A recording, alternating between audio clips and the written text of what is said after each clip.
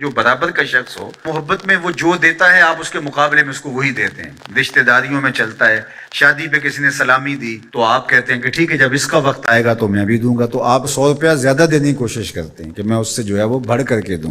تو برابر میں تو یہی ہوتا ہے، تحفہ دیا تو مقابلے میں تحفہ دیا۔ لیکن ایک غریب آدمی ہے، اس کو ایک امیر آدمی اس کی ضرورت کو پورا کرتا ہے، تو وہ اب کہے کہ میں بھی اس کو دوں تو وہ کہاں سے دے گا؟ تو پھر وہ کیا کرے گا؟ وہ اس کو اس کے بدلے میں دعائیں دے گا، چونکہ وہ اس پیسوں کے بدلے میں وہ اسے کچھ نہیں دے سکتا، دعائیں دے سکتا ہے۔ تو جو برابر کے ہوں وہ تو تحفے کے بدلے میں تحفہ دیتے ہیں۔ اللہ نے نعمتیں عطا کی اور ہم اس کے بدلے میں اس کو کوئی نعمت دے سکتے ہیں؟ وہ تو محتاج نہیں اور نہ ہم دے سکتے ہیں۔ تو پھر کیا کہا؟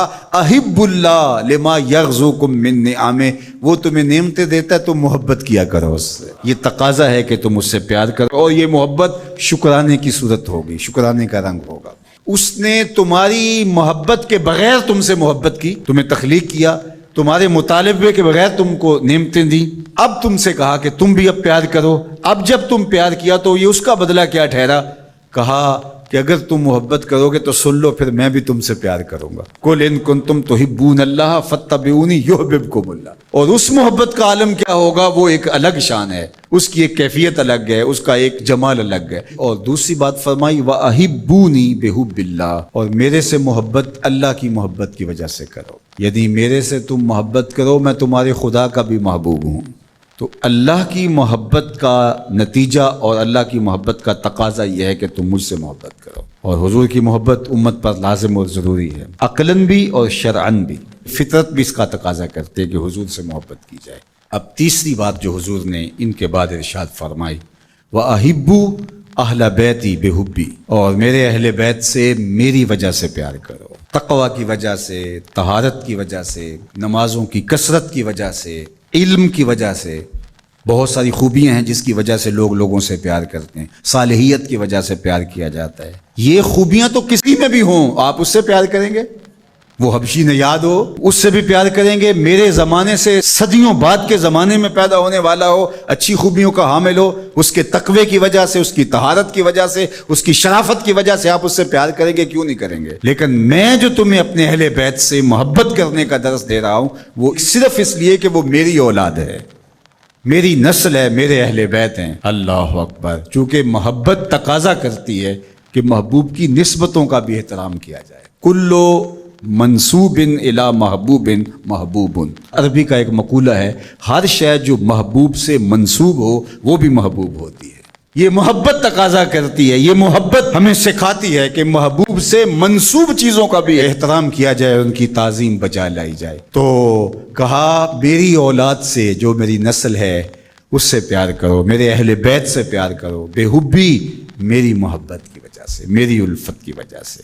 اس لیے علماء نے اس حدیث کی شرح میں لکھا کہ حضور کی اولاد سے محبت علامت ہے حضور علیہ الصلوۃ والسلام سے محبت کی، اور حضور علیہ السلام کی محبت علامت ہے اللہ تعالیٰ کی محبت۔ کوئی اللہ سے محبت کا دعویٰ کرتا ہے اور رسول کریم کی محبت اس کے سینے میں موجود نہیں ہے تو پھر یہ طے شدہ ہے کہ اس کی اللہ کی محبت قابل قبول نہیں ہے اور ناقص ہے، ہو ہی نہیں سکتا۔ اور اگر کوئی حضور علیہ السلام سے محبت کرتا ہے اور حضور کے اہل بیت سے محبت نہیں کرتا تو پھر سمجھ لو حضور علیہ السلام کے ساتھ اس کی محبت محض ایک ڈھونگ ہے، اپنے آپ کو منوانے کے لیے حضور کی محبت کا ڈھونگ رچا رہا ہے۔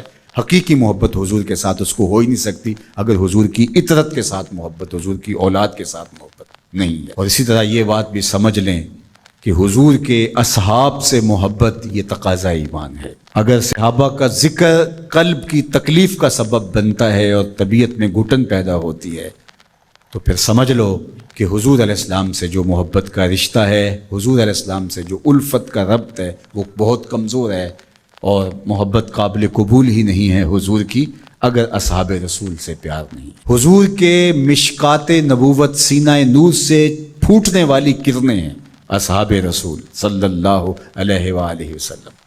اسی طرح حضور کی نسل ہیں، حضور کا جزو بدن ہیں حضور کی اولاد اور حضور کی نسل۔ فاطمہ میرے جگر کا ٹکڑا کہا گیا، حضور نے فرمایا بضعۃ منی، میرے جگر کا ٹکڑا ہے۔ اور حسنین کریمین کے لیے حضور نے کہا کہ یہ میرے بیٹے ہیں، ابنی ھذا سید، یہ میرا بیٹا ہے۔ حضور علیہ الصلوۃ والسلام کی نسل حضور کی شہزادی حضرت سیدہ زہرا پاک سلام اللہ علیہا کی طرف سے جاری ہوتی ہے، اور حضور کی اولاد ہے، اور حضور نے ان کو اپنا بیٹا قرار دیا، اپنے سبت قرار دیا، اور ان کو حضور سونگتے تھے، چومتے تھے، اللہ اکبر، ان کے گلے چومتے، پیشانی چومتے۔ اور حضرت امام حسین رضی اللہ تعالی عنہ کے لیے تو جو پیار زمانے نے دیکھا وہ تو ایک انوکھا پیار تھا۔